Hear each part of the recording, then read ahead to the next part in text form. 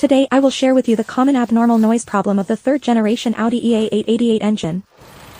Normal working sound. Abnormal noise from the oil pump. Abnormal noise from the three-way four-way valve.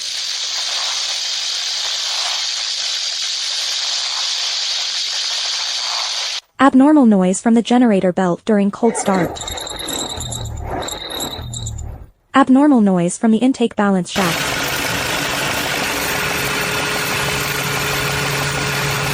Abnormal noise from internal piston gasket fracture.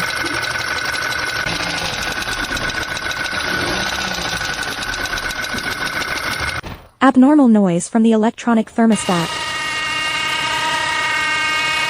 Abnormal noise from the intake side camshaft.